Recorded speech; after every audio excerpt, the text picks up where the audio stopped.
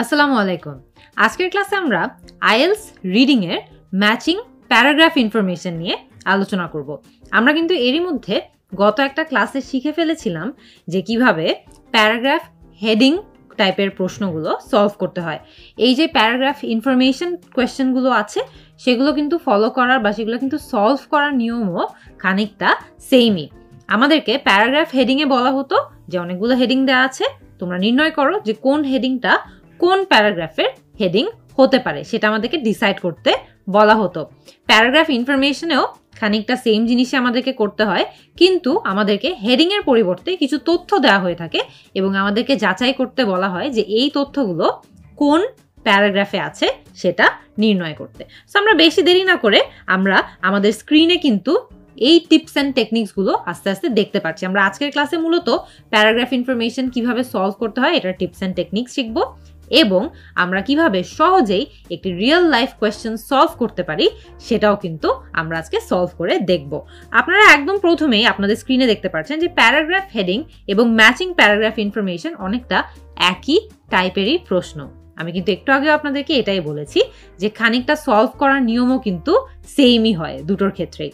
Paragraph heading এর ক্ষেত্রে আপনাকে প্যারাগ্রাফের মূল ভাবটা বুঝতে হয় যে প্যারাগ্রাফে কি বলা হচ্ছে, এবং প্যারাগ্রাফ ইনফরমেশনের ক্ষেত্রে আমাদেরকে প্যারাগ্রাফের মধ্যে নির্দিষ্ট একটি তথ্য বের করতে বলা হয়। সো একটা জিনিস মনে রাখবেন, আপনি যখন প্যারাগ্রাফ হেডিং সলভ করছেন তখন আপনি প্যারাগ্রাফের মূল ভাব নিয়ে কাজ করছেন বা প্যারাগ্রাফের ওভারঅল আইডিয়ার সাথে কাজ করছেন।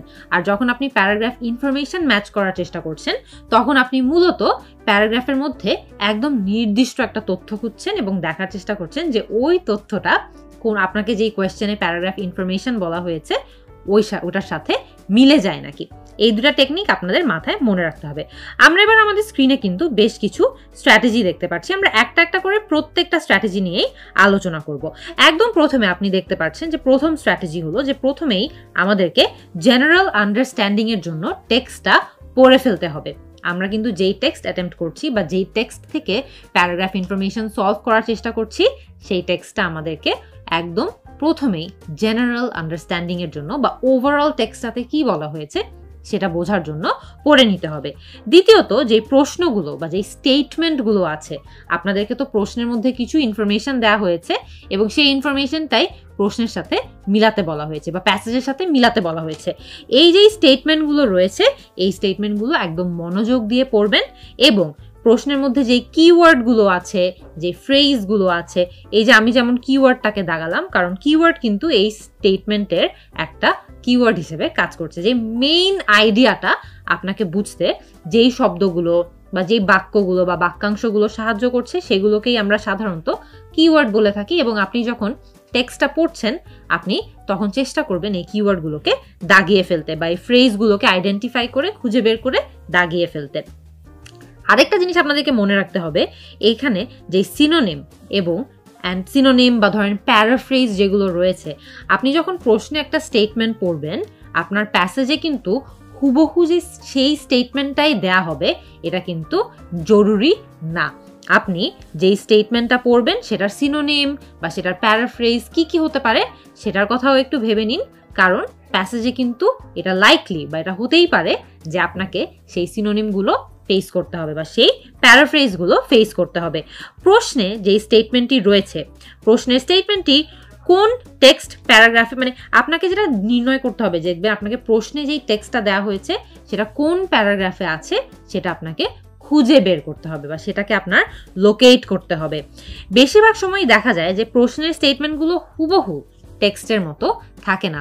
আমি কিন্তু এর আগেও আপনাদেরকে এটাই বললাম যে আপনাদের মাথায় এটা রাখতে হবে যে কতভাবে প্রশ্নের টেক্সটটাকে প্যারাগ্রাফে প্যারাফ্রেজ করা যেতে পারে সেটা নিয়ে ভাববেন, কতভাবে সিনোনিম ব্যবহার করে প্রকাশ করা যেতে পারে সেটার কথাও ভাববেন।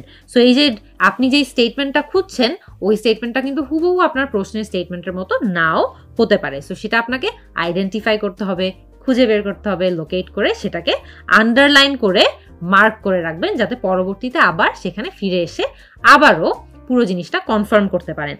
আন্ডারলাইন করা যেই স্টেটমেন্টটি রয়েছে বা যেই সেন্টেন্সটি আপনার প্রশ্নের স্টেটমেন্টের সাথে মিলে নাকি না সেটা যাচাই করার সুযোগ কিন্তু এখনই।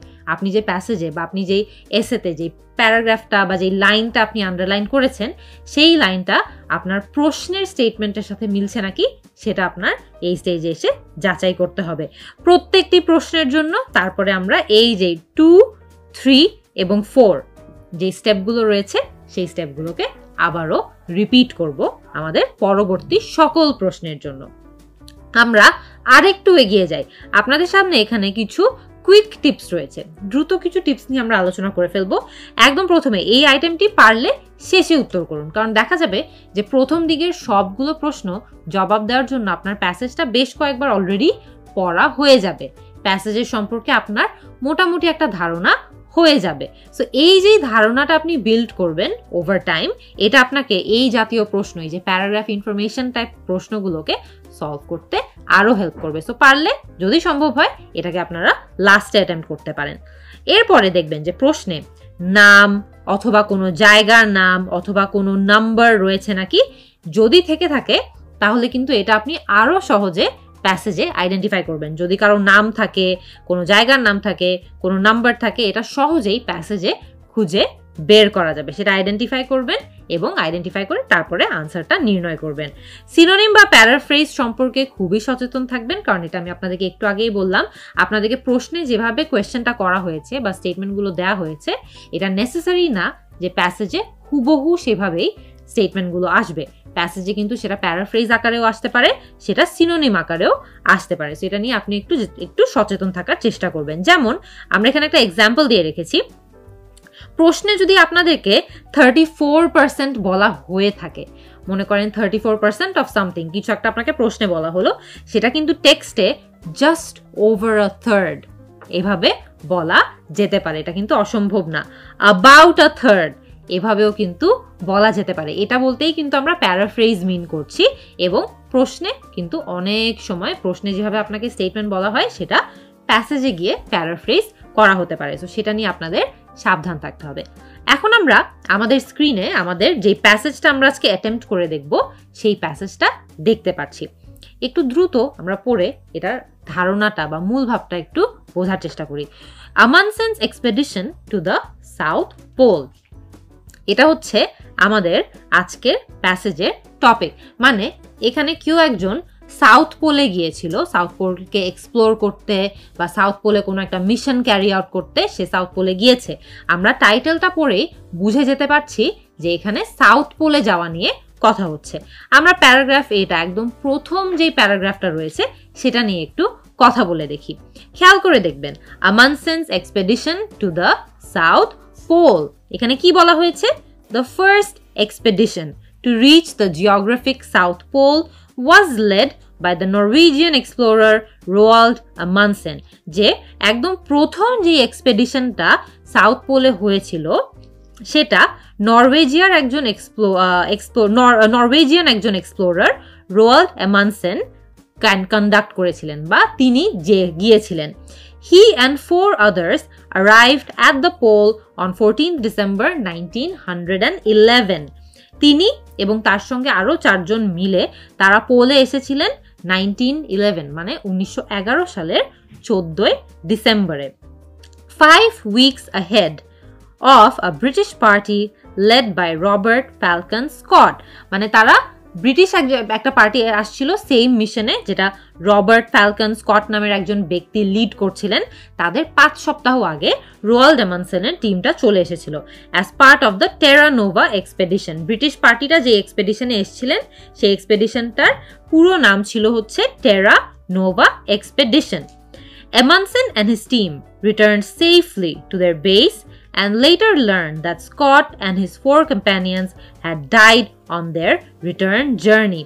Amundsen এবং তার টিম ঠিকঠাক তাদের বেসে ফেরত আসতে পেরেছিলেন এবং পরে তারা জানতে পারেন যে স্কট এবং স্কটের টিম রিটার্ন জার্নিতে মারা গিয়েছিলেন। যখন তারা ফেরার চেষ্টা করছিলেন সেই ফেরার জার্নিতে তারা মারা গিয়েছিলেন। আমরা মোটামুটি ধারণা করতে পেরেছি। এরপরে আমরা যদি দ্বিতীয় প্যারাগ্রাফটাতে একটু মনোযোগ দিই, খেয়াল করে দেখবেন, Amundsen's plans had focused on the Arctic and the conquest of the North Pole by means of an extended drift in an icebound ship. যে Amundsen প্রথমত আর্কটিকে ফোকাস করতে চাচ্ছিল by conquest of the North Pole, মানে সে initially north পোলে যেতে চাচ্ছিল যাতে করে সে আর্কটিকের উপর এক্সপ্লোর করতে পারে। By means of an extended drift মানে একটি আইসবাউন্ড শিপে করে সেই এক্সপ্লোরেশনটা করতে চাচ্ছিল। He obtained the use of Fridtjof Nansen's polar exploration ship Fram. তিনি হচ্ছে ফ্রিটজফ ন্যানসেন নামের একজন লোকের পোলার এক্সপ্লোরেশন শিপ ফার্মটা ইউজ করা শুরু করলো and undertook extensive fundraising. Fundraising মানে হচ্ছে টাকা জমানো বা টাকা বৃদ্ধি করা বা ফান্ড রেজ করা কোনো একটা প্রজেক্টের জন্য। Preparations for this expedition were disrupted when in 1909, disrupted বলতে আটকে গিয়েছিল বা থেমে গিয়েছিল। এই যে এক্সপেডিশনটা ছিল সেটা প্রিপারেশনটা থেমে গিয়েছিল যখন 1909 সালে the rival American explorers Frederick Cook and Robert E. Peary each claimed to have reached the North Pole. 1909-এ এই এক্সপেডিশনের প্রিপারেশনগুলো থেমে যায় যখন রাইভাল আমেরিকান, রাইভাল মানে হচ্ছে এনিমি বা এখানে হচ্ছে অপোজিশন বলতে বুঝাচ্ছে, rival American explorer Frederick Cook এবং রবার্ট ই পিয়ারি দুইজনই ক্লেম করেছিলেন যে তারা আগে থেকেই নর্থ পোলে পৌঁছে গিয়েছেন। এতে করে অ্যামানসেন বুঝতে পেরেছেন বা টের পেয়েছেন যে তিনি হয়তো বা নর্থ পোল আর প্রথম ব্যক্তি হিসেবে এক্সপ্লোর করতে পারবে না। Amundsen then changed his plan, তিনি তার প্ল্যানটা চেঞ্জ করে and began to prepare a conquest of the South Pole. তিনি তখন তার প্ল্যান চেঞ্জ করেন এবং প্ল্যান চেঞ্জ করে তিনি ডিসাইড করলেন যে তিনি এখন সাউথ পোলটা কনকোয়েস্ট করবে।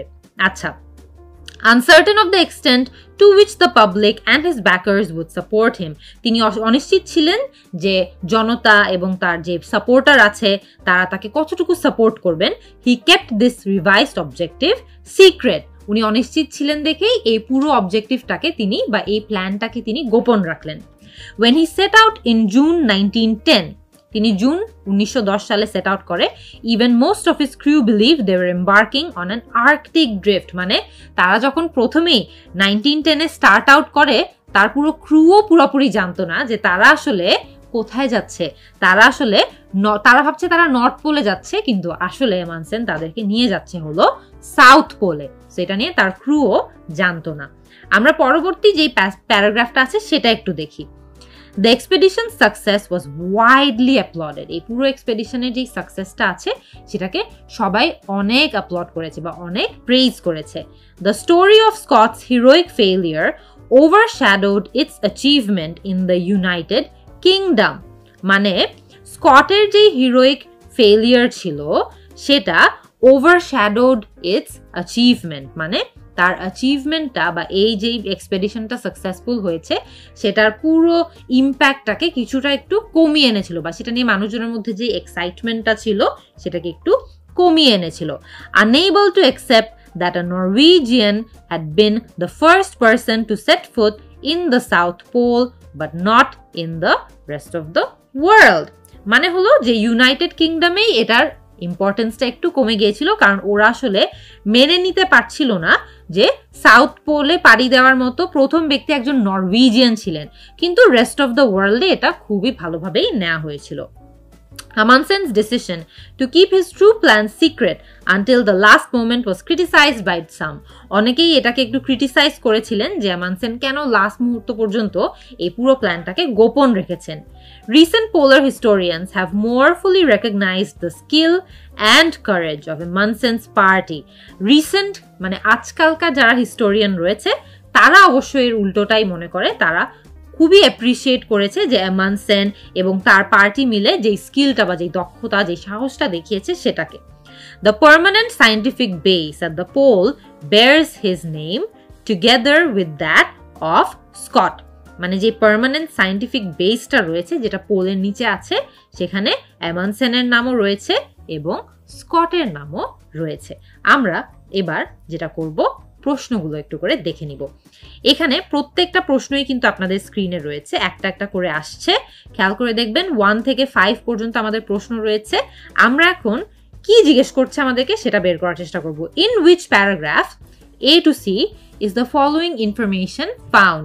আমাদেরকে 5টা তথ্য দেওয়া হয়েছে এবং বলা হয়েছে যে কোন প্যারাগ্রাফে এই তথ্যগুলো খুঁজে পাওয়া যায় সেটা একটু যাচাই করতে বা সেটা আমরা একটু খুঁজে বের করতে। একদম প্রথম যেই তথ্যটা আমাদেরকে দেওয়া হয়েছে আমরা সেটাকে একটু দেখি। The success of Roald Amundsen was celebrated worldwide except in one country. বলা হচ্ছে যে রোয়াল্ড এমানসেনের যে সফলতাটা এসেছিল সেটা দুনিয়া ভরে সব জায়গায় সেলিব্রেট করা হয়েছিল একটি দেশ বাদে। আমরা কিন্তু একটু আগেই এটা একটা প্যাসেজে পড়েছি, আপনাদের কি মনে আছে? আমার কিন্তু মনে আছে। আমরা একটু ফেরত যাই, খেয়াল করে দেখবেন আমরা যদি একদম ঠিক এই তথ্যটাই আরেকটা প্যারাগ্রাফে খুঁজে বের করার চেষ্টা করি, আমাদেরকে এখানে কি বলা হয়েছিল? The story of Scots heroic failure overshadowed its achievement in the United Kingdom. এর মানে হচ্ছে যে ইউনাইটেড কিংডমে মানুষজন স্কটের ফেলিয়ার নিয়েই ওরা অনেক বেশি কনসার্ন ছিল। এই কারণে তারা আসলে এই যে অ্যামানসেনের এক্সপেডিশনটা ছিল সেটা নিয়ে তারা খুব একটা কনসার্ন ছিল না বা সেটাকে নিয়ে তারা খুব একটা মাথা ঘামাচ্ছিল না। Unable to accept that a Norwegian had been the first person to set foot in the South Pole but not in the rest of the world. যে তারা মেনেই নিতে পারছিল না যে সাউথ পোলে একজন নরওয়েজিয়ান প্রথম পাড়ি দিয়েছিল, কিন্তু বাকি দেশে কিন্তু এই ঝামেলাটা হয় নাই। বাকি দেশের মানুষরা কিন্তু এটাকে অনেক বড় একটা অ্যাচিভমেন্ট হিসেবে মেনে নিয়েছে। আমরা এই তথ্যটা পেয়েছিলাম প্যারাগ্রাফ সিতে। সো আমরা যদি একটু দ্রুত এখন দেখে নেই যে প্যারাগ্রাফ সিটাই কি 1-এর সঠিক অ্যান্সার নাকি। আমার গেস হচ্ছে যে 1-এর সঠিক অ্যান্সারটা আমরা প্যারাগ্রাফ নাম্বার সিতে খুঁজে পাবো। আমরা প্রথমটাই দেখে নেই, এখানে আমার অ্যান্সার প্যারাগ্রাফ সি। সো আমরা কেন প্যারাগ্রাফ সি হবে এটাও কিন্তু আপনাদের স্ক্রিনে আপনারা দেখতে পাচ্ছেন। এটার অ্যান্সার প্যারাগ্রাফ সি, কারণ আমরা এই প্যাসেজটাতেই দেখেছি যে পুরো বিশ্বে কিন্তু তারা অনেক বেশি গুরুত্ব দিয়েছে অ্যামানসেনের এক্সপেডিশনকে, শুধুমাত্র ইউনাইটেড কিংডমেই ওদেরকে সেই গুরুত্বটা দেয়নি। কারণ ইউনাইটেড কিংডমে তারা মেনেই নিতে পারছিল না যে একজন নরওয়েজিয়ান ব্যক্তি সাউথ পোলকে পাড়ি দিয়েছিল। সো আমাদের অ্যান্সার কিন্তু অপশন সি বা প্যারাগ্রাফ সি। আমরা পরবর্তীটাতে আগাই। Amundsen had only heard about the death of Scott after he had reached the South Pole. এখানে আমাদেরকে বলা হচ্ছে যে এমানসেন স্কটের ডেথ সম্পর্কে জানতে পেরেছিল সাউথ পোলে পৌঁছানোর পরে। সো আমরা যদি একটু আবারও আমাদের প্যারাগ্রাফে ফেরত যাই, আমরা একটু দেখার চেষ্টা করব যে এটা কোন জায়গায় ছিল যে এমানসেন স্কটের ডেথের কথা সাউথ পোলে পৌঁছাবার পরে জানতে পেরেছিল। আমরা যদি একটু প্রথমের দিকে যাই, খেয়াল করে দেখবেন the first expedition to reach the geographic South Pole was led by Norwegian explorer Roald Amundsen. এখানে তথ্যটা নাই। He and 4 others arrived at the pole on 14th December 1911, 5 weeks ahead of a British party led by Robert Scott as part of the Terra Nova expedition. এখানেও বলা নাই। Amundsen and his team returned safely to their base and later learned that Scott and his 4 companions had died on their journey. তারা ফেরত আসার পরে জানতে পারলো যে স্কট এবং তার 4 জন যেই সাথী ছিলেন তারা রিটার্ন করার সময়ই মারা গিয়েছিলেন বা they died on their return journey. So আমাদের এই অ্যান্সারটা কিন্তু আমরা প্যারাগ্রাফ এ তে খুঁজে বের করেছি। সো আমার ধারণা যে এটার অ্যান্সার হবে প্যারাগ্রাফ এ। সো আমরা যদি আবারও প্রশ্নটাতে ফেরত যাই, আপনারা খেয়াল করে দেখবেন Amundsen had only heard about the death of Scott after he had reached the South Pole. এটার অ্যান্সার হচ্ছে প্যারাগ্রাফ এ, কারণ প্যারাগ্রাফ এ তেই এই তথ্যটা আমাদেরকে দেয়া ছিল যে তারা ফেরত আসছিলেন এবং ফেরত আসার পরে তারা জানতে পারে যে স্কটরা তাদের ফেরার জার্নিতে মারা গিয়েছিলেন। আমরা পরবর্তীটাতে যাই এবার। The base at the South Pole bears both Amundsen's name and Scott's. The base at the South Pole bears both Amundsen's name, মানে যে সাউথ পোলে যে বেসটা রয়েছে ওই বেসটাতে অ্যামানসেনের নামও রয়েছে এবং স্কটের নামও রয়েছে। আমরা যদি একটু এগিয়ে দেখি, এটার অ্যান্সারটা প্যারাগ্রাফ সিতেই কিন্তু আমরা মার্ক করে রেখেছিলাম। The permanent scientific base at the pole bears his name together with that of Scott.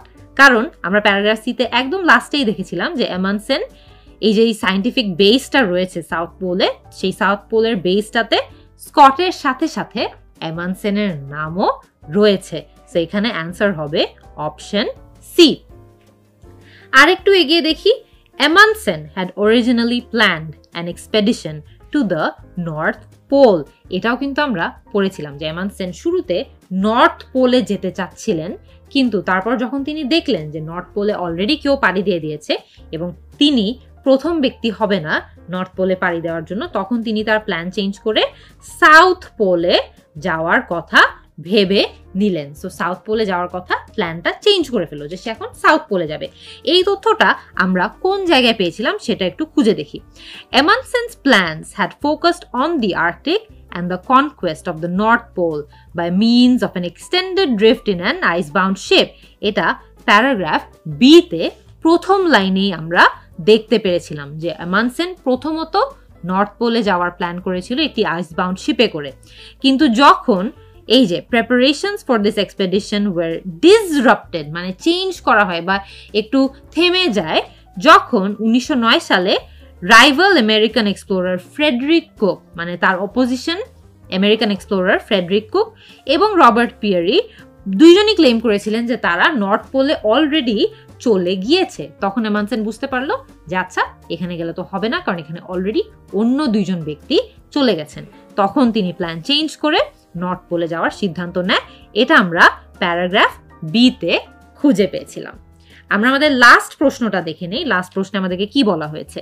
When Amundsen decided to aim for the South Pole, he did not reveal his intentions. যখন এমানসেন south পোলে যাওয়ার কথা ভাবছিলেন, তিনি initially কাউকেই কোনো ধরনের তথ্য বলেনি বা রিভিল করেনি। আমরা যদি একটু চিন্তা করে দেখি যে আমরা কোন প্যাসেজে এই অ্যান্সারটা পেয়েছিলাম, আপনাদের কি মনে পড়ে যে আমরা দ্বিতীয় প্যাসেজটা যখন পড়েছি তখন আমরা দেখেছিলাম যে এমানসেন প্রথমে তার ক্রু মেম্বারদেরকে পর্যন্ত বলেনি সে হচ্ছে সাউথ পোলে যে যাবে, সে কাউকে বলেনি। সে বলেছিল যে আমাদের আগের যেই প্ল্যান ছিল সেই প্ল্যান অনুযায়ী আমরা নর্থ পোলেই যাব। এইটা কিন্তু তথ্যটা কিন্তু আমরা প্যারাগ্রাফ নাম্বার বি তে খুঁজে পেয়েছি। আমরা একটু আগালে দেখতে পারবো যে কোন জায়গায় প্যারাগ্রাফ বি এর কোন জায়গায় এই তথ্যটা ছিল। প্যারাগ্রাফ বি তে খেয়াল করে দেখবেন জায়গাটা বোল্ড করা রয়েছে, ঠিক এই লাইনটা, যে এমানসেন then changed his plan and began to prepare for a conquest of the South Pole. Amundsen plan change করলো, বললো যে সে এখন সাউথ পোলে যাবে। সে অনিশ্চিত ছিল যে কতটুকু তাকে পাবলিক, মানে জনতা আর তার ব্যাকাররা সাপোর্ট করবে। মানে সে আসলে বুঝতে পারছিল না যে জনতা তাকে সাপোর্ট করবে নাকি তার সাপোর্টাররা তাকে সাপোর্ট করবে নাকি। সো এই কারণেই তিনি হচ্ছে এই পুরো প্ল্যানটাই, যে অবজেক্টিভ ছিল যে সে হচ্ছে এখন নর্থ পোলে যাবে না, সে এখন সাউথ পোলে যাবে, এই পুরো ব্যাপারটাকে সিক্রেট রাখলো, গোপন রাখলো। যখন তারা 1910 সালে রওনা দিল তখনও কিন্তু তার মেজরিটি ক্রু এটাই ভাবছিল, ক্রু মানে তার মেজরিটি যে মানুষজন তার সঙ্গে কাজ করছিল তারাও ভাবছিল যে তারা আসলে আর্কটিক ড্রিফটে যাচ্ছে নর্থ পোলে যাওয়ার জন্য। সাউথ পোলে যাওয়ার জন্য যে প্ল্যান চেঞ্জ করা হয়েছে তারাও কিন্তু জানতো না। সো এই অ্যান্সারটা কিন্তু আমরা কোথায় পেয়েছি? প্যারাগ্রাফ বি তে পেয়েছি। সো আই হোপ আপনারা বুঝতে পেরেছেন যে এই যে টেকনিকগুলো আমি আপনাদেরকে বললাম, যে একদম শুরুতে আমরা পুরো প্যাসেজটার ধারণা নেওয়ার চেষ্টা করব, আর এই ধারণাটা নিয়ে রাখলে আপনি কিন্তু অনেক এডুকেটেড ভাবে গেসও করতে পারবেন যে আচ্ছা, এটা মনে হয় আমি দ্বিতীয় প্যারাগ্রাফে পড়েছিলাম বা এটা মনে হয় আমি তৃতীয় প্যারাগ্রাফে পড়েছিলাম। সো এই যেই ধারণাটা আছে এটা কিন্তু আমরা সহজেই প্যারাগ্রাফটা একটু ভালো মতো পড়ে রাখলে করে নিতে পারবো। আশা করি আজকের ক্লাসটা পড়ে বা আজকের ক্লাসটা করে আপনারা সবাই বুঝতে পেরেছেন যে প্যারাগ্রাফ ইনফরমেশন ম্যাচিং এই টাইপের প্রশ্নগুলো যখন রিডিং সেকশনে আসবে তখন আপনারা কিভাবে সেগুলোকে সলভ করতে পারবেন। আশা করি টিপস অ্যান্ড টেকনিক্সগুলোও আপনারা ফলো করবেন এবং পরবর্তীতে যখনই এই টপিকটা অ্যাটেম্প্ট করবেন অনেক সহজেই সলভ। নেক্সট ক্লাসে আপনাদের সবার সাথে দেখা হবে। আল্লাহ হাফেজ।